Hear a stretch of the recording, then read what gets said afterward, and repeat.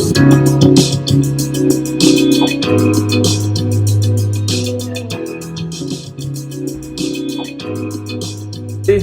Tuesday. I'm Dr. Roney, and we're here with Dr. Rowe. Hi. Special guest for us tonight to do a lot of the Q&A. So we're happy to have you, Dr. Rowe. Thank Pleasure. you. And if you're here consistently, and a lot of you are, I just want to take the opportunity to welcome you back. And if you're new to the cancer conversation, I want to take the opportunity to welcome you as well. You know, you hear me say this all the time, and Dr. Rowe and I talk about this in meetings, but the whole idea here with this cancer conversation, if you're new to it, is to make sure that we're teaching, right, and allowing you to understand information that needs to be understood, right? It needs to get out there. So we look at this as a movement. We want to give you the information, and so you can help people that you know in your, whether it's a family member or friends. And you'll see this a lot, right? Once you start understanding this a little bit better, you'll get excited, I guess, a bit passionate about it, and then you'll get this, you'll feel this injustice that's being done, right? And with that, you'll want to share the story because you know it can help people. And that's the idea. So the cancer conversation, if you're new to it, is designed to just help you as much as possible, that if you yourself or friends or family are going through this and or want to prevent it and or prevent reoccurrence from happening, you have at least the tools in the toolbox to do it and the knowledge to make an informed decision. So I had a patient that I just went over. He's a new patient today, 46-year-old male, colorectal cancer, and kind of, I think, not super sure about, you know, the whole process. I think if I'm not mistaken, his wife was probably the catalyst for him coming in. And Usually is. Yeah, right. We need that. Yeah. We know that. So as I went through the plan, and the 4 pillars is what I like to go through. And I'll do that in a second. And I'll do it somewhat quicker because I know a lot of you that have been on here week to week understand it real well. But I really like to do it for the people that are joining us for the first time because it sets a foundation. And a lot of the questions that are asked week to week on the Q&As, really we can revert back to the 4 pillars.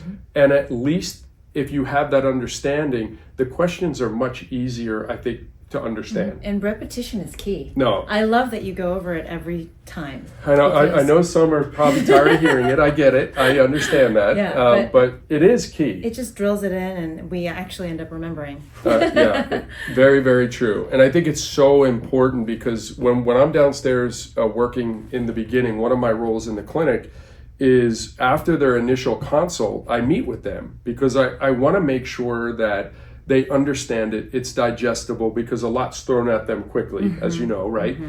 And so if they understand the foundation, and not necessarily all the details right away, but at least the method to the madness. Why we're doing what we're doing. Exactly. And then they learn. It's almost like day one of high school. So with that, the whole 4 pillars and the approach, the better they understand it, there's a sense of peace that starts coming over them, where they're like, I get it. I understand why they're throwing all this at me and what testing we're doing and why we're doing the testing and what pillar 2 and the starve and the kill phase and so forth, which I'll go over briefly. But then again, I think with information and understanding, there becomes a level of like, you see their shoulders just kind of relax a little bit and they go, okay, they've got it. I can just come, I could show up, I can heal, and I know that they have the I's dotted and T's crossed. And that's what I like to do that's part of my role within the clinic. I'm good with pillar 4, which is a lot of the functional med causes and the testing and how to clean a lot of that up. And that's part of my role, but I love the role of kind of quarterbacking everything.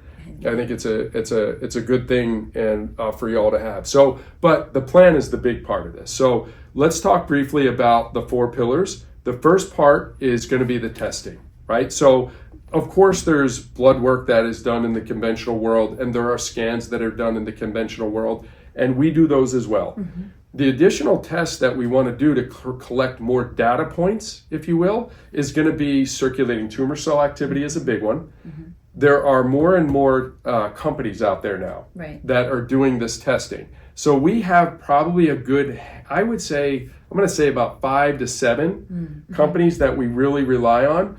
We could do Signatera, Garden, RGCC, Datar is a new one that we picked up, Fulgent. There's a number of different labs that we may use, and it's the doctor's preference, and it's based on what cancer you have and so forth. So the point I'll make is those circulating tumor cells are cells that are basically cleaved off the original tumor and circulating around the bloodstream that those tests help identify. So if we don't know that they're there, and say you get to a point of no evidence of disease, but those aren't addressed, the reoccurrence rate goes higher. Right. So we want to use that also as a good surveillance tool. And then if we get into things like nagalase and PHI and D-dimer, these are other markers in addition to if there's breast cancer, we're looking at CA15-3 and CA27-29. If it's, if we're looking at the 19-9s for pancreatic or CA125, CEA, LDH, there's a lot of them. The point I'm making is with a lot of these data points, we need to know those if they're going on now. And I'll use an example like nagalase. It's an enzyme that's secreted by the cancer cell that blocks the immune system from identifying the cancer cell. It's a good test to have today so we can do things to lower the nagalase levels, right? Which gives your immune system a better chance. But long term, it's part of the surveillance now. So now if we're doing all these tumor markers and say you're circulating tumor cell activity and we're doing nagalase and PHI and D-dimer and scans and full body scans and all these different things, we're not going to miss. So if something starts to come back, we're not gonna miss it much, right? We're gonna get it very early in the process. So I think personally, for me, with my history, doing those tests, it gives me a sense of peace. Like I know I'm on it. Whereas before I had no plan and I didn't have any of these tests to do. I'm just like I'm hoping and praying. Well, no one offered anything. That's exactly right. Yeah. That's exactly right. So it's almost. I almost give you my experience because of the peace and sanity that it's created by having all these different data points now. So, and that goes for if you're thinking about, hey, early detection or you're on the wellness side. All these tests can be done if you've never had cancer and you're like, hey, let me make sure. I mean, gosh, there's those tests, there's the Gallery test, there's a bunch of different things now that can be done that basically can check off a lot of check the dots, if you will, or check the boxes. Sorry. So it's preemptive in terms of screening, all of that. It is, and it's. I think today's world, we say it all the time. Over the last few years, things have just really gotten so much more available and a lot more coming. Which is great. And again, that's from a testing standpoint, that's our pillar one. It's the testing. And I think we do a really, really good job to the point where I'm kind of a hard judge because I feel like my standards high. And I feel comfortable with it. That's I don't mean to be arrogant, but I feel like, with learning over the years, it's like I feel comfortable with my history that these tests really are good. And if somebody calls me, and you know this, you have family members or friends that know what you do now, so you're getting calls constantly. I feel comfortable letting them know, hey, if you do these things, you're going to be good. And I feel like from a reputation standpoint, there's trust there, right? Does everybody here know about your history? I tell it a lot. So back in the day, this was at 28. I got diagnosed with a melanoma. I try to tell the patients so it's a little relatable, and they got it early, which was great. I tell the story. My wife made the appointment. Speaking of wife, right? She makes the appointment. She's like, I don't like that spot on your back. And I'm like, no, it's fine. I feel great. Whatever. So she calls me that morning and she says, you have your appointment at 11. And I'll never forget this. I said, you know what? I'm so busy. I'm going to reschedule. She goes, you reschedule it and I'm not going to be here when you get home. Ooh. I'm like, fine. Wow. Fine. I'll go. There was some half-hearted, but I know I knew what she meant. Yeah. And she was serious. She was serious. And I went and it turned out to be cancerous. So she's always right. That's the I don't know how it happens, but always right. But nonetheless, they got it early. There was clear margins, but that was it. Meaning, so after that, I tell that story of I'm in this invincible stage. I'm 28, come out of college, college athlete. Like I'm working out. I feel invincible. Yeah. You get that diagnosis, and when there's no plan and no testing, and it's more like, hey, we'll come back in a year and we'll check everything out. Just look at everything, your skin. Yeah, every little bump and bruise. Paranoia. Oh my gosh, Yeah. every lymph node that's like, oh, is this something? Yeah. So. And if you're going through this, you know what I mean. And so the point I'll make with that is, with this testing that I just laid out and the tools that we have here that I'll go through in a second with the 4 pillars, I literally have zero anxiety or fear. Thank God. And before it was just hope and pray. And I knew it wasn't enough, but I just didn't know enough other than the health regimen that I was doing. But it obviously didn't work because I got it. It happened. Right? Yeah, So, and then there's a history. My father passed away that same year. His father passed away 2 years before that. 2 of my uncles passed away. So it's like, there's definitely something. So then it prompted me as not only a clinician, but as a patient to go down that road. So when I say I feel comfortable, I don't mean it arrogantly. I mean it, hey, I feel comfortable as a patient with all these different tests and as a clinician. So it's a good story. I tell it sometimes, I don't know if everybody knows it, but no, that's great. But it takes one to know one. Yes. So yes. That's how I can relate very well to the patients coming in. I know what they're going through because I've been through it. Yep. And somebody that didn't worry much at all. And I became ooh. You became, I mean, it's your health. And it could have been something that caused something horrible to happen. Right. If you let it go.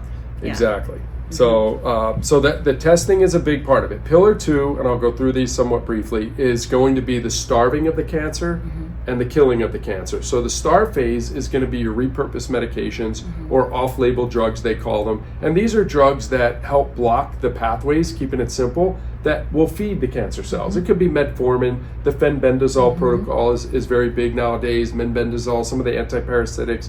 It could be some of the antibiotics or statins or so forth.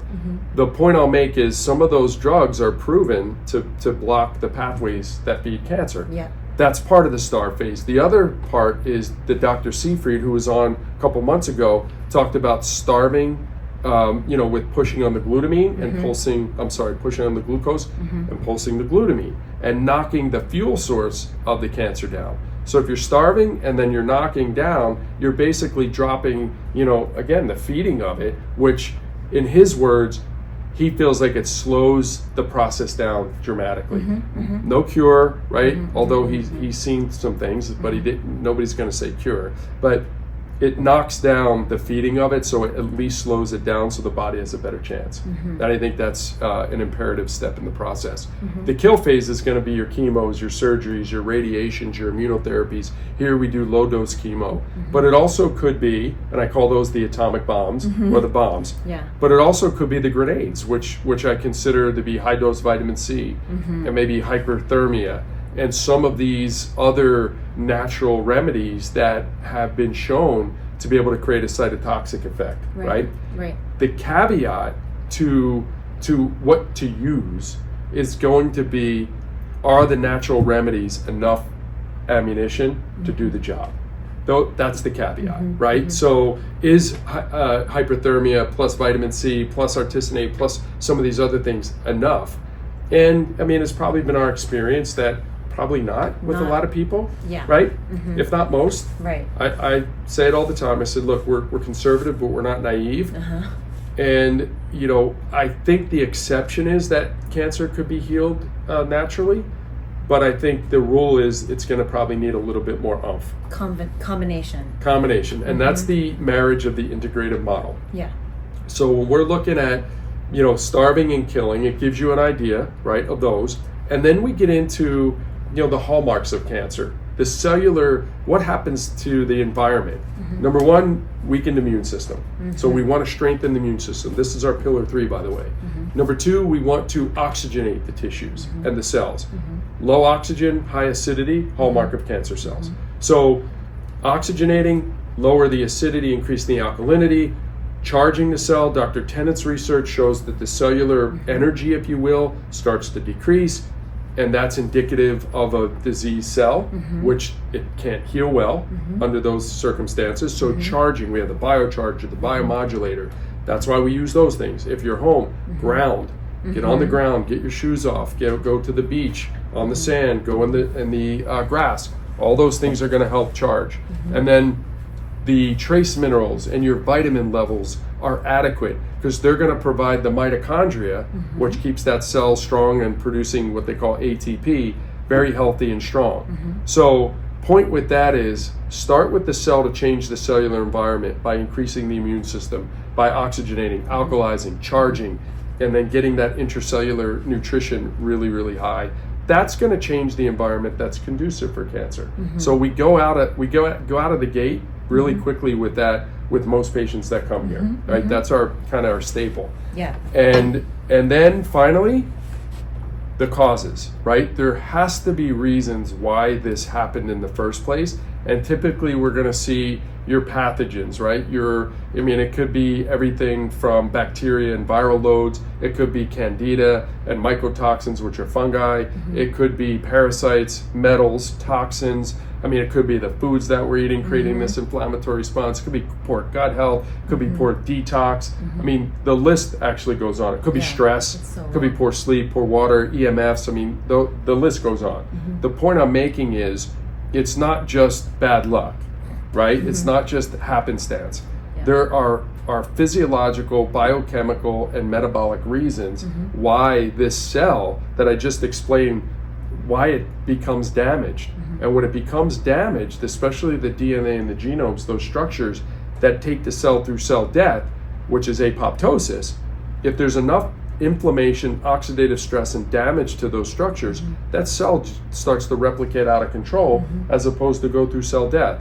So there are reasons for all this, right? So we want to make sure that we break down as many of those as we can with a checklist, and that's what I like to do. I like to create a checklist for the patients and make sure we're dotting those I's and crossing those T's. So with that gives you an idea if you test it right, if you starve it, if you pick the right killing modalities, you start changing the cellular environment, and you can find and fix the causes, you give yourself the best chance, right? That's the bottom line, gang. Nothing's ever guaranteed, but like I tell my kids all the time, with a plan, you may lose some battles, but you should win the war. And we're looking at putting the best plan together to win the war. Either prevention, so it never happens, or while you're going through it, so we get no evidence of disease and it doesn't reoccur, or you've had cancer and you want to prevent reoccurrence. Either one of those, that 4-pillar plan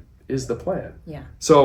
That gives a good foundation, gang, for what the questions will probably be, and then we'll relate it back to that 4-pillar approach, okay? So hopefully that makes some sense. So let me share the screen. We go over all the time. This is up a lot, so you all know my background. But Dr. Rowe, if you don't mind, go ahead and give a little CV. Got my Bachelor of Arts at Pomona College in neuroscience, and then I went to medical school at Western University in Pomona. I completed my family medicine residency at Glendale Adventist. It was an unopposed program, so we were the only residents in the hospital. So I think that gave us a really good training foundation. So it was really great. And I've been board certified in that since 2007. I've worked in a lot of different conventional allopathic settings. But I've always had my interest in alternative medicine because I became a patient back when I was in college of my aunt who is an OB-GYN, who does integrative medicine. So she's dual boarded in integrative medicine as well as OB-GYN. That's cool. Yeah. And I was doing rotations with her as a student. So before I went to pre-med stuff, then I went to medical school. I did rotations every time I was in a different school.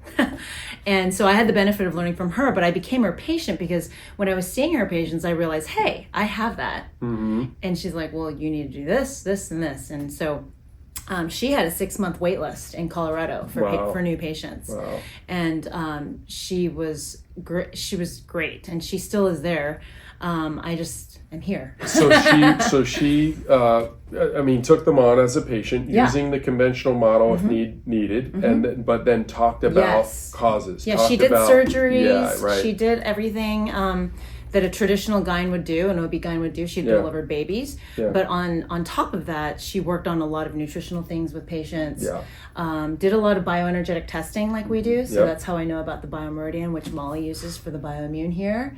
Yeah. That'd be great if it's the norm. Sorry to interrupt. No, I know. If that was the norm with every healthcare provider, but go ahead, sorry. Yeah, no, that's fine. You can interrupt anytime. So that's how I got interested in bioenergetic testing. And we have 4 or 5 different machines here that do pretty much the same thing, but it's looking at root cause, because it's finding things that are not found on urine, blood, and stool tests. So that's why the bioenergetic testing is so, I love it. And it just gives us so much more information about hidden things in our bodies. I've worked at Kaiser. I've worked at a big facility in Whittier at PIH Health. I've worked in a small group practice. I've worked in concierge medicine for seniors, going to assisted living facilities and homes. All the while kind of incorporating the integrative things and supplements and things. So, sorry, it sounds like you can't hear me too well, so I'm going to move the mic over. Yeah, that's perfect. So what brought me here is the amazing things that are available all under one roof in Dr. Keneally's office. And, I think it's just a gift because there's really nowhere like it. Right? So, when you were practicing, right, when you learn the integrative model and then you're practicing, do you feel like when you were practicing, say Kaiser or wherever, especially with your background with your aunt, was your aunt, right? Yeah, my aunt. Yeah, you've got to be thinking subconsciously like, right? I mean, so there were things where I don't want to knock on other institutions. There's definitely a need and a place, and we talk about it all the time. But it's really one chapter of potentially a 10 or 20 chapter book. Yeah. So it was frustrating because you would see patients and you knew there was a good alternative, but that's not what they wanted you to do. Right. You basically had to follow their algorithms to do what they want, and if you didn't give a certain prescription medication for a certain diagnosis, then you got dinged. Yeah, right. And you would lose your bonus, for instance. Yeah, that's ridiculous. Yeah, it's crazy. That's so biased. they want to get certain benchmarks hit. Yep. And there wasn't really much choice for patients, which I did not care for at all. And so it was hard. It's hard knowing what you know outside of conventional medicine that you weren't able to incorporate that into the normal, hospital or office setting. Once you turn that page, it's hard to. You can't go back. You can't go back if you're enlightened. Yeah, well, even as a patient, the patients tell me that too. It's like, but then we had to. I think rationalize a little bit as far as how we're going to use the systems appropriately, and that's where there is incredible respect for. Especially in the cancer world, for the healthcare system that's providing some of the things that I think are needed right now. Now, hopefully that changes where we can make these things obsolete, these atomic bombs, if you will. But right now, it's kind of a necessary evil.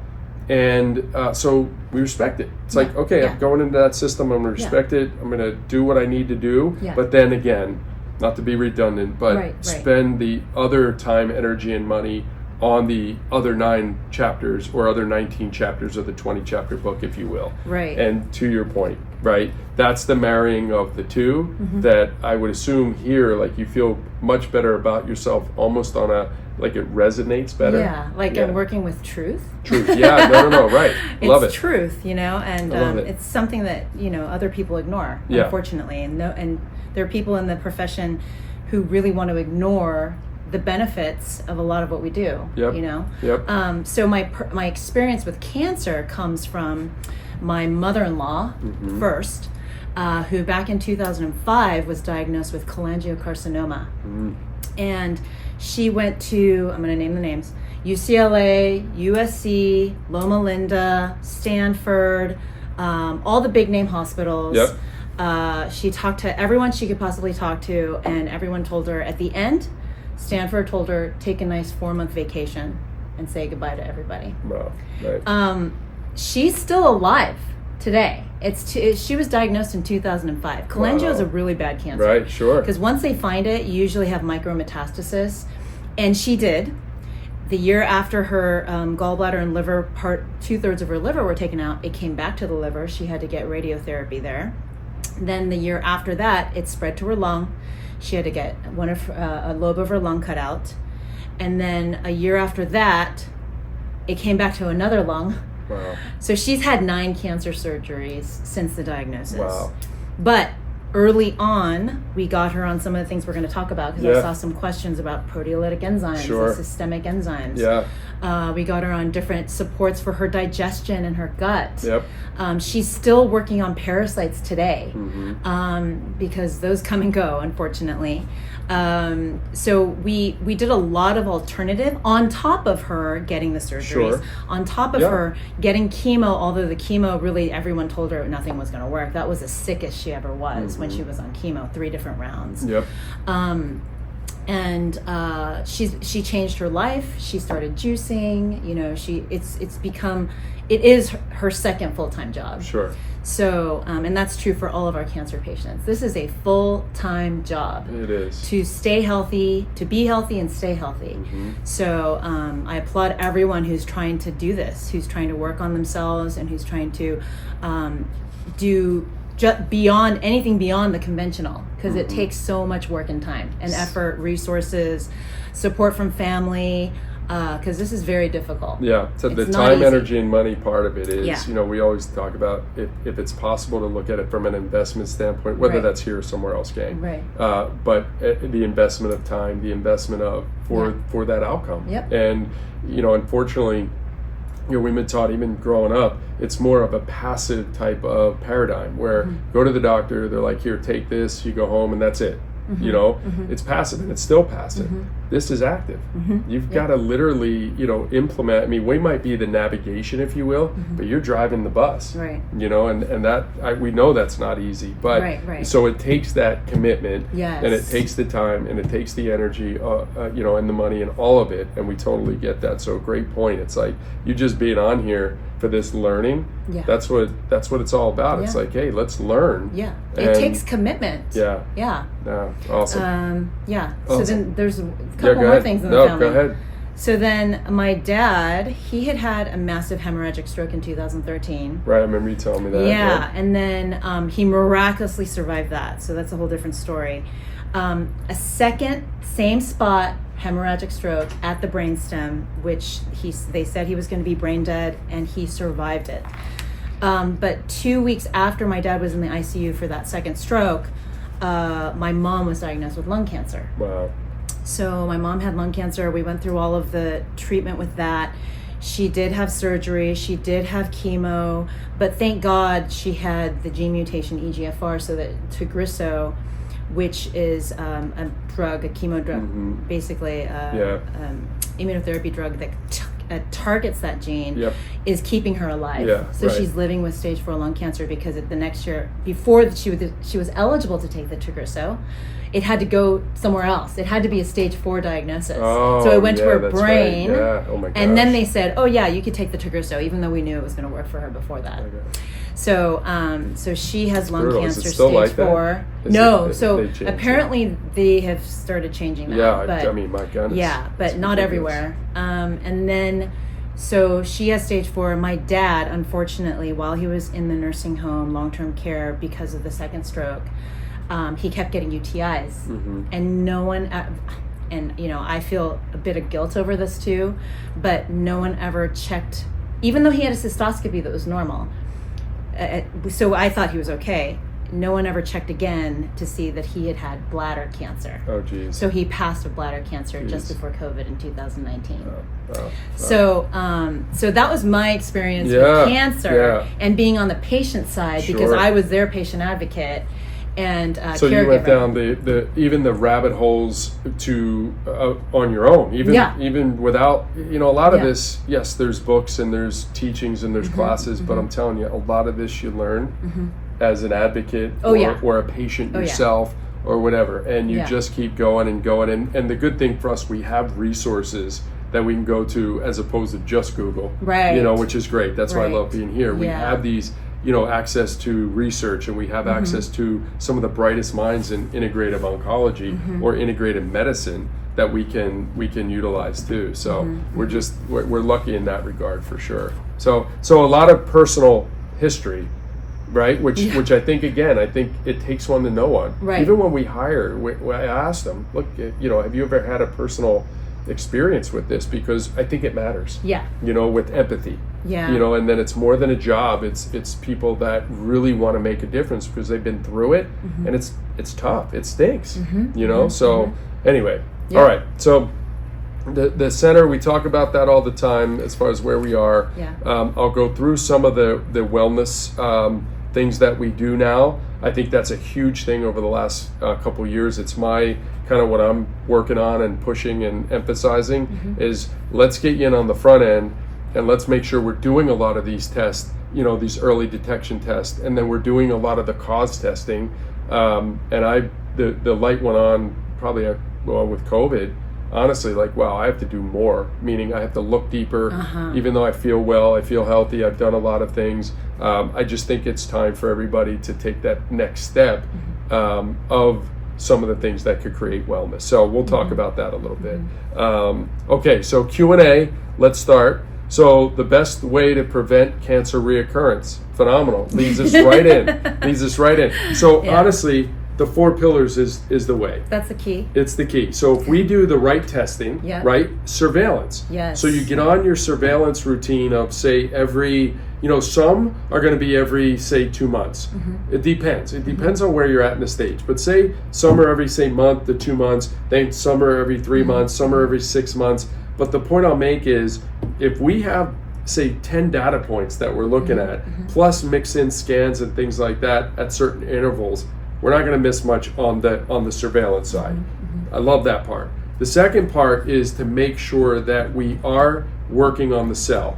Okay. Yeah. We're changing cellular health. So we are oxygenating, we're alkalizing, we're immune boosting, right? We are working on the nutrition of the cell. We're detoxing, we're lymph drainage. You know, we're doing these things that are going to create, you know, an environment that's harder for cancer to thrive. And that even goes into, and this is a lot, but that goes into how fasting can help, whether it's intermittent fasting or some prolonged fast, or your heat, like your infrared saunas, Red light, increasing what they call heat shock proteins, or your cold and what that does to the human body and the cell. It starts to protect it more and more. And so the cellular health is significant for reoccurrence. And then you get into the causes, I think, are critical. We have to then go down that path, create the checklist, which I think now for me, what I go over the page, it's like 25 things long. Now they're not all, you know, really aggressive, but there are things that are on that checklist that we want to make sure that if you're getting an inflammatory response, we figure out why. If you're having stress and a cortisol response and hormonal imbalances, we look at that. If you're having overexposure to EMFs, if you're not detoxing well, I mean, we're getting heavily into methylation and epigenetic factors, which I think every patient should be tested for across the board because they're so prevalent now. We'll do a whole separate, cancer class on that or cancer conversation. But I mean, the reoccurrence part, that's how you do it. You do your early detection, surveillance, and then you work on the cell health, and then you work on the causes. Anything to add to that, Doc? That's pretty... I was just thinking, starting with the basics, No doubt. Literally diet, exercise, healthy weight, avoiding alcohol, tobacco. I mean, that's like super, super basic. Processed foods. But some people don't even do that. No, right. Yeah, true. So, right. I mean, it kind of has to start with that because you can dump everything else on top of that if you don't have that strong foundation. Good point. It's really hard to better. Yeah, it's improve. Like a pyramid. Yeah. The pyramid is the foundation. Yeah. And then you can work your way up to the next easier stuff or harder stuff and then the really hard stuff. Yeah. But that's a great point. Stress management, mental health, all of that on top of all it. There's just so much. Yeah. I mean, there are too many ways to attack this. Yep. Yeah. Yep. But yeah, your the reoccurrence is definitely, there's a plan, and that's where sometimes you'll need, whether it's our clinic or another clinic or healthcare providers that can at least help guide you and walk you through that process. And that's one of the things that we promote significantly here. But I mean, there's other places that do it. Yeah. But I think we just do a really good job. It's really hard to do it yourself. You really need help. I think it's almost you really impossible, need to be honest Yeah, with you. you need to talk to somebody. Okay, so the Cancer Revolution, Dr. Keneally suggests the Udo's 369 oil, but it has seed oils in it. Are these seed oils safe? Why not, right? So, Dr. Keneally is actually doing a revision of the book. Yep. So whoever caught this, good job. Yep. You're right that the sunflower oil, so in the Udos, I believe there's flaxseed oil, sunflower oil, and sesame oil. So flax and sesame are not so bad. I mean, we eat those things. But the sunflower is possibly a problem. So it can be inflammatory. And so that is a no-no. So she is working on a new revision on the book, or actually, is it a whole new book? Kind of revision. Okay. And so science changes. And that's one thing that we know that needs to be updated. So good catch on that one. Yeah, and I'll add to it a little bit, because I did my research on this a couple years ago, and even the last year, and specifically on the Udos. And I will tell you that seed oils aren't as bad as they are projected, and I'm going to tell you what happens with them. They are if there is a lot of oxidative stress or oxidation, meaning if they're exposed to light or heat or oxygen, right? So the way that they do it, the Udos does it, is they don't expose the seeds at all, ever, to any one of those three. So the processing of it is typically the problem. Of those oils are the problem, and the oxidation that occurs, and then that changes the biochemistry of it. Right. Then the second part is how they're used, right? So they're usually processed, they're used in cooking. That definitely is damaging. So the point I'll make is, if the start to finish process is good, typically the oil is actually, oils can be very healthy. Yes. And in the right, I'll say ratio, because typically the omega-3s are going to be anti-inflammatory. 6 and 9s could be pro-inflammatory if they're out of ratio.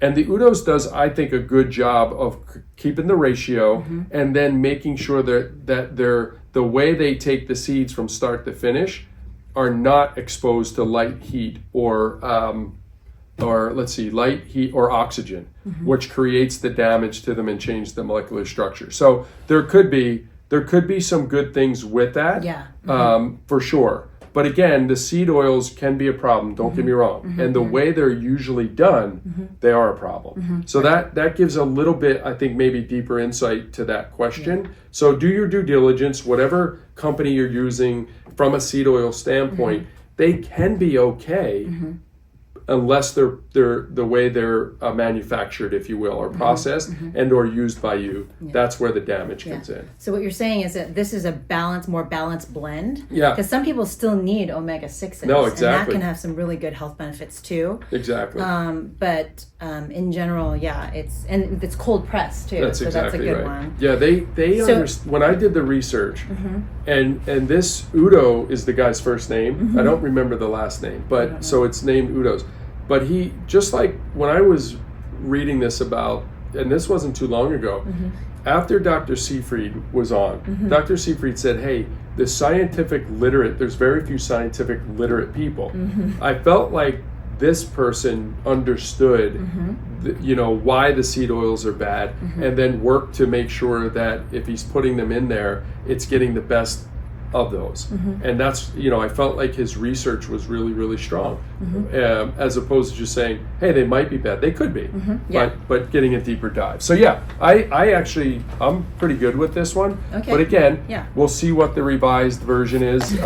But I would use that platform to do your research. Yeah. And so let's talk about what the actual bad seed oils are. Yeah, go ahead. The inflammatory ones would be canola, vegetable corn oil. Definitely. Cottonseed, safflower, soybean, grapeseed. Those tend to be the known bad seed oils because they're pro-inflammatory. Yep. And highly refined, a lot of trans fats, yes, oxidation products like you mentioned. Yeah. You're right on. It's really how it's processed and manufactured, and most of the time, most of these companies do it, unfortunately, not well. Yeah. And then the end product can be very pro-inflammatory and just not good for and the there's body. a website you can look up called Raypeat, RAYPEAT.com. It talks all about toxic cooking oils, so you can look at that. Yeah. Good question though. Good question. All right. Are there any helpful suggestions to relieving neuropathy symptoms for chemo? Yeah, actually, there's quite a few. But do you have? I know our low dose chemo group downstairs. They actually like to do IV EDTA chelation for people who do not have any heavy metals in their teeth. Right. Okay, so that actually helps their patients with the neuropathy post chemo. And they do the PK HEPAR push. Yeah, they do do liver support IV as well. We should be checking B vitamins to make sure you have enough, because B vitamin deficiency exacerbates any neuropathic pain. Yep. So ALA is really good, which is alpha lipoic acid or R-lipoic acid. Omegas help. Acetyl L-carnitine also helps. Then some other things that we could go to if it's severe, we could even do some peptides. There's BPC, there's thymosin. So you would talk to your provider to find out what would work or help you. But there are a number of options in terms of how to relieve the neuropathy. We have Scanner here, which is one of my favorite modalities. It is another all-in-one type of modality to me. That we have helped people with neuropathy for years, chronic neuropathy, and people are getting feeling back in their feet. Yeah. Which, I mean, no one has that in terms of treatment outside of something like Scanner in here. Agreed. What else? I think that's good. We also have some whole food supports that help with nerves, like neurotropin from Standard Process. Sometimes you can do a short burst of the glutamine for about 3 days after chemo, and that may help. But that's something that's going to come up. Someone asked about amino acids, and glutamine's not one that we want to stay on long term. So. Yeah, for sure. Anyway. For sure. Yeah, and I'll add a quick antidote. So one of the things that's understood, not by many, but it understood that the chemo itself, they use a term called a half-life. So every couple hours in the body, the chemo reduces its effectiveness in the body, right? So after a certain time, sometimes it's as short as 12 hours, maybe 24 to 48 tops, these chemo agents are no longer effective in the body. So once we know, and we can research that, meaning we could say, oh, you're on this chemo agent, it'll be, the half-life is done in, say, 12 hours. Once that half-life is done, or say 24, whatever it might be, then we could start flushing. We could start doing the HEPAR PK push. We could do the EDTA chelation, because it's proven it's no longer effective, but the toxins are still there. So then we want to get right on being able to clear those from the body using some of the techniques, plus supporting, with the B vitamins, the magnesiums, the alpha lipoic acid, things that are going to help the cell. Even, nitric oxide boosters tend to work really well, because anytime there's a nerve, there's a vein and an artery, and we want to make sure we're getting plenty of peripheral circulation there and oxygen. So all those different things are really helpful. But I thought it was important, not many people know that. I don't even know if you're doing conventional chemo, they would even recognize it. I have no idea. But it is a true fact. So anyway, we can use that to your advantage to lower the neuropathy incidence. Hydrogen water at all times or just occasionally? What are the health benefits? Also, what home water filtration system do you recommend? Yeah, I mean, go ahead. So I don't think it would be a bad idea if you can afford it. Sure. Agreed. Hydrogen water can be very expensive, but there are quite a few health benefits. It's an antioxidant. It reduces inflammation. It takes care of oxidative stress, stimulates healing. It can improve, some people tout that it improves athletic performance and overall well-being. So it's a good one to drink. Do you have to drink it all the time? You don't. have to, because hydrating in general is a good thing. Sure. With any water. Yes. As long as it's clean and filtered. Yep. And most people don't do that well enough. But yeah, so it would be a good idea. And there are other water alternatives that we like as well. Hydrogen water is great. Yeah. We have Izumio in our store in little pouches from Japan. They do a lot of research and it has high hydrogen content. We have, sorry, I'm just coughing on my no worries. own spit. No, you're good. You're good. Take a second. We like Berkey water filters. We like Synergy Science because we have the, what's the name of it? Echo? Well, that's okay. That's so the hydrogen the water Echo one. is the one that we recommend. We have 2 in the clinic downstairs, one in the patient kitchen, and then one in our area too. So our break room. Yeah. So the Echo is a very good hydrogen water filtration system. So that's the one we would definitely recommend for you. Okay. But yeah, the health benefits. Oh yeah, and the active H2 Ultra, which are the tablets that you can put in the water. Dr. Keneally's in the background letting us know. She's shaking it That's around. right, yeah. She's throwing stuff, she's dancing back there. But yeah, the Active H2 is a great one as well. So this you could just put this in your water, it's tablets. Yeah. So it works really, really well. Yeah. And then as Dr. Rowe mentioned, the Izumi water from Japan works, we have that in the store as well. So it's good stuff. So yes, hydrogen water. Doc, the question was all the time, right? All the Why time. not? All the time. Today's world, we have to do it. I drink it every day. Yeah, every day. So yep, consistent is a key.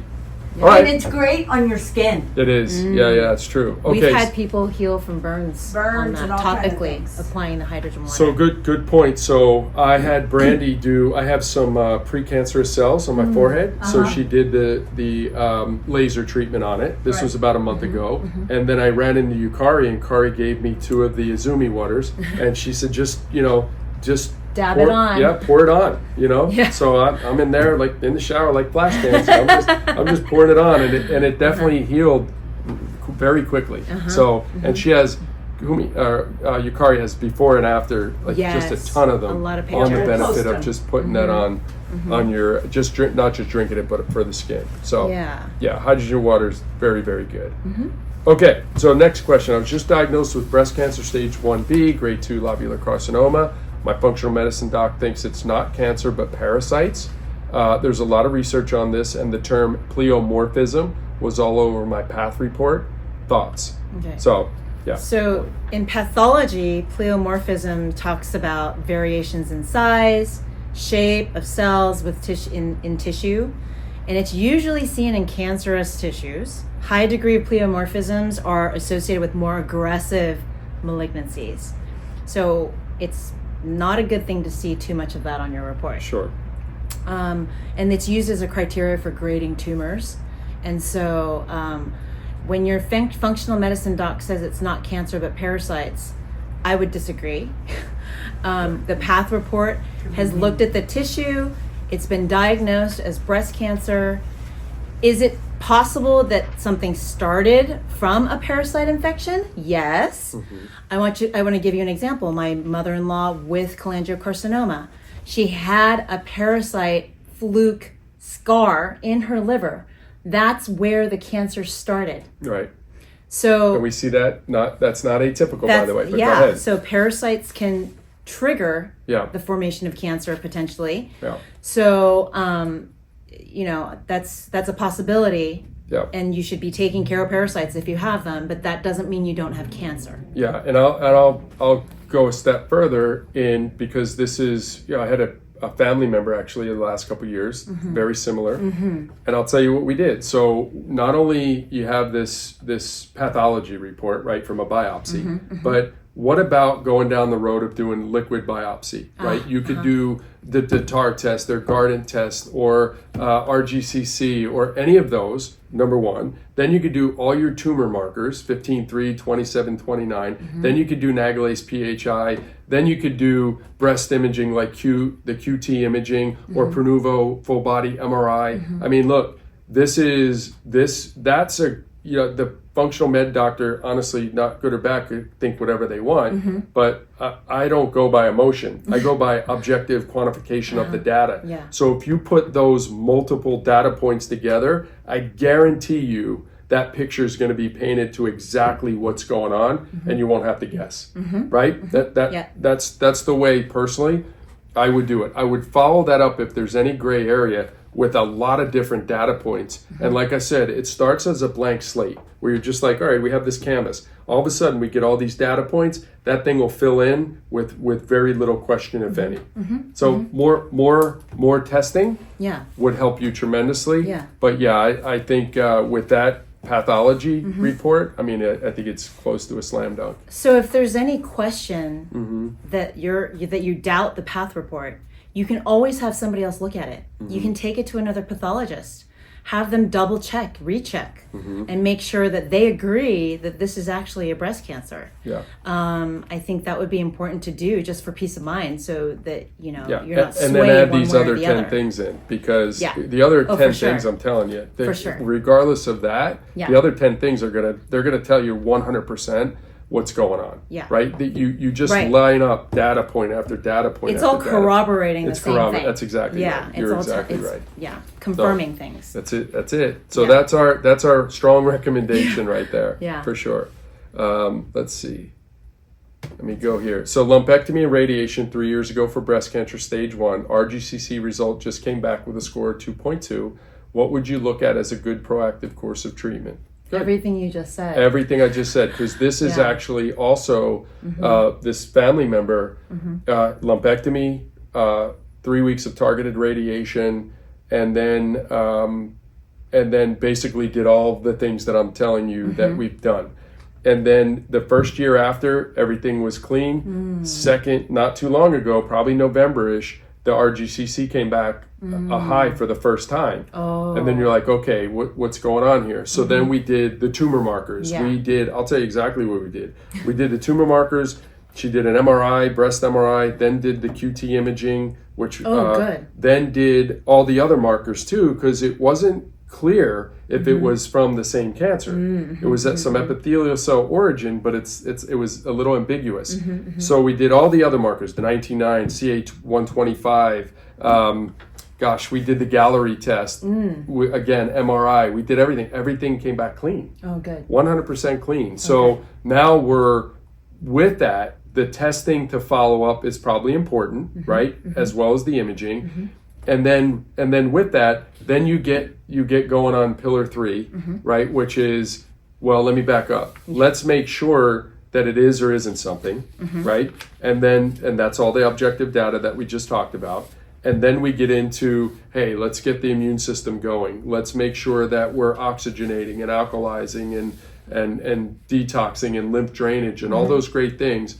And then make sure we're also looking at all those causes that we talked about, because that's the one thing with this family member that we have done really, really well. We started identifying 2 years ago all these different causes and been working on them healthier than ever. So it really doesn't make a ton of sense that something would come back. So we're not really sure if it was an anomaly, right? And that happens. So that's why we don't like one test. Yes. We like maybe 10 data points, Yeah. because 10 will tell you the story. Right. 1 or 2, You ambiguous. may miss something, Exactly or get right. the wrong idea. Exactly So right. did she end up doing a Signatera? She did. 0. Oh, good. Oh, good. 0. Signatera was Oh, good. 0. Okay. Yes, we followed it up with Signatera, Okay. 0. And Signatera is good because they use the path report, right? Plus Yep. the blood work. Yep. Now, having said that, that almost confirmed, everything confirmed that it wasn't a reoccurrence of her breast. But what we had to do is go do Make the deeper sure there dive. wasn't anything There else. wasn't something else going Good. on. So we just actually completed a Pernuvo MRI, full body good. MRI, and that was clean, other than like a small cyst on the or a small cyst on the liver. Okay. But again, fluid filled. There, Yeah. that could be parasites. To be honest with you, could be some toxins. So we're working through that part. But right now, everything was clean. So all those data points really helped us Yeah. determine. And we're keeping an eye on things, Of course. but it could be an anomaly. Yeah. So, I mean, you're basically doing everything you told the first patient. Everything. The first question was, Yep. what do you do to be proactive Yep. in terms of making sure you don't get a recurrence? You're doing all of that. That's exactly right. Yeah. So for her, this family member, when that came back, it was like, oh my God. I go, hey, listen, let me explain to you the plan. And within 5 minutes, she was like, oh, I feel so much better. Yeah. Yeah. Yeah. And again, that's why I really like to explain the plan, because when people hear it, they're like, oh my God, that is like 100,000 times more than I would get over here. Yes. And Yes. it's peace of mind. Yeah. Okay, good with that one? Yeah, I think. Well, does anyone need explanation more on the Signatera, what it is? Yeah, let's do it. Go ahead. It basically identifies molecular residual disease, is what they call it, or basically your recurrent cancers. Mm-hmm. And it detects presence of circulating tumor DNA, not circulating tumor cells, Mm-hmm. but circulating tumor DNA. And it also looks at some tumor mutations, and it tells you if it's positive, there's a higher risk of returning cancer. Mm-hmm. So that's what it's telling you. And so what we do is typically we check it every 3 months to make sure that there is no recurrence of cancer, because the circulating tumor DNA can pop up. And the initial testing he had mentioned, you get a solid tissue sample, and then it's matched against a blood test that you do, and subsequently every 3 months you'll do the blood test, so they can create a unique test per the patient. Mm-hmm. Yeah. Yeah. Anyway. No, that was just it's a great. No, that's yeah. great. And it's over 95% sensitive. Yeah. Now, is that, I know Garden can be covered by insurance. Is Signatera? I can't So remember. I think I just recently read that Medicare is covering for breast and ovary Oh, good. on the Signatera. Okay. I don't know what else it covers. Yeah, I mean, if Medicare does, usually the then other it's ones. they catch yeah. on. Okay. Yeah. Then it eventually, insurance will catch on. All right, that's good. Because Yeah. I know that's always a big question with some of Yeah, these I know. tests. I know Yeah. some of them are out of It adds pocket. up. It does. Yep. That's where I think mentally, for me personally, even my family, I go, Yeah. all right, we'll put enough aside yearly to be able to do some of these tests. Yes. Whether it's circulating, just early detection. Yeah. That's the one thing you learn. I know it's probably redundant and remedial, but man, we get these things early. It changes the whole. changes the entire Journey, journey. Yeah, agree. Okay, so let's see. Let me go. All right. Can breast cancer? Whoops, I missed one. Sorry about that. Can breast cancer survivors take amino acid supplements? Yeah, great question. We talked about that. We kind of alluded to it because of the glutamine. Yeah. Right. Now, if they're not actively, if you're NED and not actively fighting cancer, I think it's a great idea. Yeah. Right. Why not? You're right. If you have cancer now, we just have to be careful with the glutamine, because glutamine feeds the cancer, and glutamine is one of your amino acids. So that would be my only caveat personally. But if you're not actively fighting it, I mean, your amino acids are your building blocks for your tissues, for everything, really. We need protein. Need it. And that's what Yep. it's all made up of, all the amino acids. Yep. And Anything then to add to that one? I think, like for instance, some of in basic research, they've seen that the glutamine may be feeding non-small cell lung cancer, breast cancer, brain tumor cells. So glutamine is one. Glycine is also another one that may rapidly cause rapid proliferation of cancer cells. And glycine interconverts with serine, which is another amino acid, and those two tend to potentially cause growth and survival of cancer cells. So there's some probably controversy about that a little bit. If you're fighting it, then you have to be very aware. Just cautious, I think. If you're not, great thing. Great thing. You're really not going to be able to completely avoid these amino acids. True. Because you can't. They're in foods. They're in plants or they're in meats. It's just. But we want to maybe avoid, if you're in active treatment for cancer, avoid any excess of this. Yeah. Because glutamine's a great thing for gut healing. Oh my It's God, in a lot of products for leaky gut. I mean, it's great stuff, but we just don't want to overdo it when you're in active cancer treatment. Yeah. Hopefully that was good. That was good. I think that was, yeah. Yeah. All right. thoughts on continuing with low-dose HRT, which is hormone replacement therapy after endometrial cancer? I've had a full hysterectomy and I'm feeling the after effects of withdrawal on the advice of my consultant from estrogen and progesterone. Right? Yeah, it's a very tough one. Yeah. Without a lot more data. Yes, that's right. Right. So I'll let you. Well, so handle Dr. that. Keneally would say, double check the pathology. Yeah. Double check and check, because we've had patients who initially they were not estrogen positive, and then we would verify the pathology or have it rechecked, and then they decided that, oh yeah, there's some positive estrogen there's some estrogen sensitivity here. It's partially positive or mildly positive. So she would say verify the pathology first. You should, for history of endometrial cancer, we also need to look at how far are you out from the cancer. Same with breast cancer, with these hormone-related potentially cancers. We want to make sure we approach everything with caution, and we should be checking your hormones. We should be checking the hormones. We can do specialty tests to look at estrogen metabolism. So we kind of need to look at a few different factors before we decide don't do it at all, or go ahead and try very, very low dose, and as low as possible for the shortest amount of time necessary, depending on how severe your symptoms are. Like, some women are absolutely miserable. Their quality of life is ruined because they're off of their hormones. If that's the case, it'll probably be better for you to be on something. And they do have a functional, there's function that they really help with in the human body. So, again, here's the thing, the full hysterectomy too, right? I mean, technically, let's think about this, I think, pragmatically. Yes. If we did all the other testing and the circulating tumor cell DNA is zero and, markers are zero, it's clean, the likelihood that there's cancer there is very little if we do the right testing. So, sometimes I wonder, okay, if there's no more cancer and there's no more structures, why are we taking away some of the hormones? Right. There's nothing there for it to proliferate. Yeah. That's my just pragmatic mind. Yeah.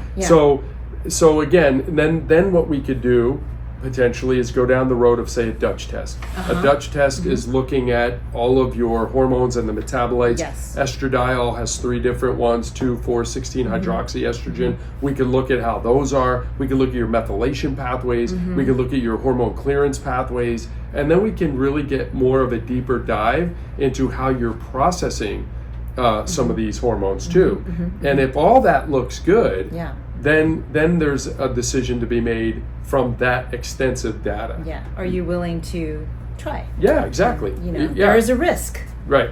But if like you said, that there are no circulating tumor cells, and you don't have all the ctDNA is negative, it's been 5 years out from your hysterectomy, then we feel less hesitant to try if you really could benefit. Yep.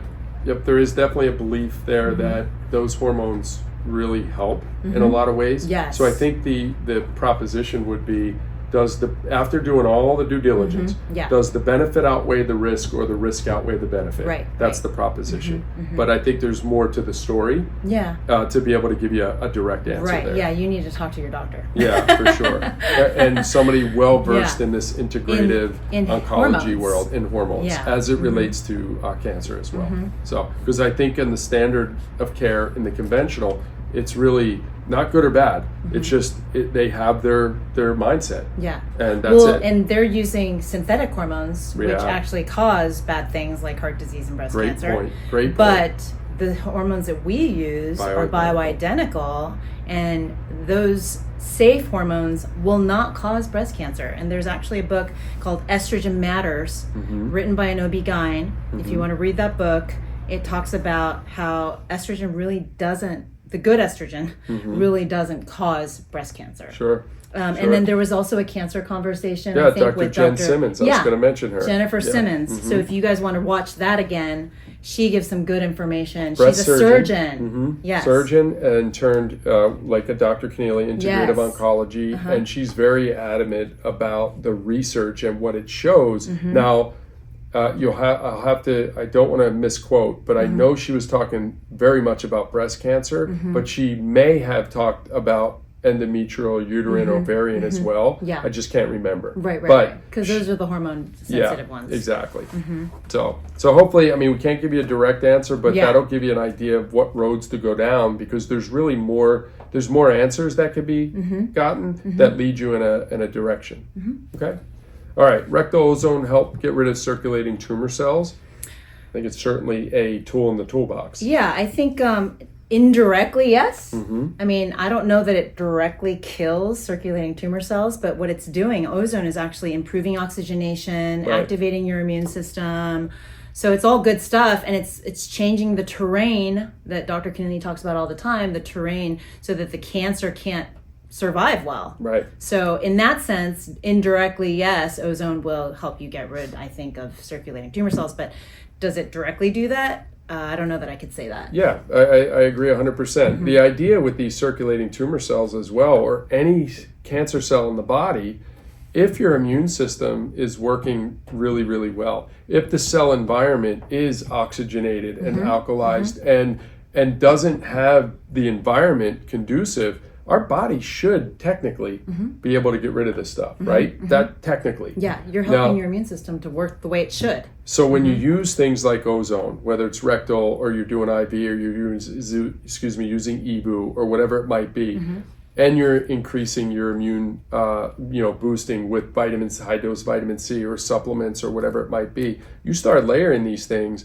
and what you're basically doing is just helping the body do the job it's supposed to do, right? Yep. To your point. It's one of the things that we can use here to help you get rid of those things. Yeah, I'm a big fan though. Yeah, definitely a big fan. Yeah. Okay. All right. So what alternatives are there to taking estrogen blocking pills for 5 years as per standard of care? I think this goes back to the question that was asked about the endometriosis. Yes. There definitely are. There are patients that I know, family members that I know that I talked to you about just a few minutes ago, that when we asked the questions, when we did the research, the benefit for all the testing that we did with her of taking the replacement or the blockers. Didn't make as much sense. But that was very specific to the data that we collected. It wasn't just, we're not going to do that because we didn't want to do it. Or she didn't want to do it. So she there was a lot of testing that went into that, and then she did things like Indo-3 carbinol and DIM, and the other one was Myomin. These are one's a weak blocker, and then the others are basically getting the bad estrogens, to your point that you made a couple minutes ago, and basically shunting them down a healthy liver detox pathway. That's the Indo-3 carbinol and the DIM. So I'm not advising you to do that, by the way. No, I just don't want to just make start sure. jumping onto it, because you do need to get extra testing. I want to be very, very clear. You want to do the 24-hour urine for estrogen metabolism. You do need to get the test done. Check your total estrogen, your estradiol. Do your epigenetic testing to make sure you're clearing properly. All those different things do matter. And then again, research Dr. Jen Simmons. Because when she was on the Cancer Conversation, she had a lot of research. She wasn't coming from just an emotional standpoint. She had looked at the data and was very strong on it. And again, she was a breast surgeon. So I would advise following her and doing a little due diligence on her data and her research, and then also getting some more of this data so you can make a very good informed decision. Okay. I think also you have to think about your age. If you're a young person with an estrogen cancer, good point. then you probably need to stick with the prescriptions. Because if you're younger, unfortunately, it can be more aggressive. I would lean more towards the prescription side, like the tamoxifen or aromatase inhibitors. And if you're older, maybe you don't need to worry as much about not taking the prescription. Like if I was 70, 75, maybe I would say, juice worth the squeeze. So I'm glad you brought that up, because we have younger patients that come in a lot, and they're well researched, they're well informed, so they know the downside. Right. And I do have to tell them, we have one that I was speaking to the other day, not necessarily breast, but some other type of cancer. And there was that question of, she's young. She has Yeah. 4 kids, maybe 5 kids. Uh-huh. I think 35, 36. Oh, young. Listen, with somebody like that, that approach of the kill phase, which is chemosurgery, radiation, using the medication like this, sometimes that decision, even for us, or Dr. Keneally or yourself or Dr. Gama, is going to be the more aggressive approach. Right. Because, they have so much life to live that we don't want to take any, the weak measures, if you will. And you don't want to fight against time. Yeah, that's so I'm glad you mentioned that, because that's a really, really important point. So, so there's a lot of questions and answers for that one. Natural ways or supplements to shrink benign thyroid nodules. So So Dr. Keneally has this little 5 essential oil blend that you can put on your thyroid. Similar to like castor oil packs. I mean, we tend to put those on any areas where we have growths that we don't want. But like you can put it on your liver, you can put it on any other part of your body to help detox that area. But the oils would be lemongrass, myrrh, rosemary, clary sage, and black spruce. Those are the 5 essential oil blends that you can mix together and just kind of apply to your thyroid once or twice a day. The other big thing is to avoid EMFs. Yeah. And to work on mediating the EMF exposure. We have something called a Polarade disc at our store, and it works to help you can't get rid of EMF, you can't block necessarily EMF, but you can harmonize the EMF so that it's not wreaking havoc on your body when it hits you. Right. So that EMF is a big problem. It's getting worse and worse, especially now with 6G already in the works. Yeah, that's crazy. So that's a bad one. Yeah, and then nodules, my experience over the years, I probably about 15 years ago got heavily into the thyroid and autoimmune thyroid. Oh, good. I see a lot of nodules with Hashimoto's, right? And because nodules are caused by proliferation, and the proliferation could be caused by the inflammatory process, if you will, the Pac-Man, that caused the damage to the thyroid tissues, thus creating hypothyroid, right? So that inflammatory response can be turned down by pillar 4, which are the causes, right? If you have gasolines promoting the fire, we have to get the gasolines better. You have to get your gut better. You have to get infections from the gut removed. You have to get bacteria, viral loads. You have to look into all that. That's a huge point. It's something that I started to see, because we saw in my private practice hundreds and hundreds of thyroid patients and autoimmune patients. And nodules were just a very, very common finding with Hashimoto's. Now, I can't say it, I don't know what the literature looks like. I'm just telling you what I saw clinically, but I think there's a connection there. So if you're able to calm down the autoimmune by, again, reducing the gasoline to the fire by working on the causes, and then, there are things that work really well with calming that too, pouring water on the fire. Now, if you have cancer, this is a separate. So glutathione, but if you have cancer, there's some evidence to show you don't want to use glutathione. But if you don't have cancer, and it's just talking about thyroid nodules, vitamin D, glutathione, omegas, curcumin, resveratrol. You could do even nitric oxide regulating, Cardio Miracle is a good one, the beet extracts. And all of a sudden, you're supporting the immune dysregulation as well, which can calm everything down. There's a lot to that, and we can do a separate talk on that one. But that also gives you an idea that, hey, they're there for a reason, just like everything. Look at the root cause. That's exactly right. Yeah. So, but those things that you mentioned do work really well for shrinking it. So they could be kind of a little bit of the Band-Aid, and then we can fix maybe the bigger picture. But that would take, in order to do that, you would need help with that. Yeah, that's a hard. Yeah, it's a hard one. It's good you brought that up, because you want to know why you have it in the first place. Exactly, and there's always a reason, right? Most of the time, these things just don't happen. So, all right, we'll do one more, because I think we're pretty much. I think we're close to 6:30, right? It's 6:20. Yeah. All right. So this is okay. So squamous cell carcinoma, right cheek. What protocol would we suggest? He has thought about low-level radiation. Scars are definitely an issue. The Mohs surgery, which I've had myself a couple times. Worried about cancer stem cells that radiation won't touch. would it come back with a vengeance? Scar there can be nutrient lacking, right? The location is another reason it would come back to the same place with Mohs. Thanks for the help. So yeah, so I have my opinion, but I'll give you the floor. I think we have something called endolaser. That's what I. Okay. Yes. Yeah, so it works really, really well. Endolaser is a light therapy. We use it with a ALA cream. And we've had patients who just after a few sessions, I want to say the shortest one was maybe 3 sessions. Yeah.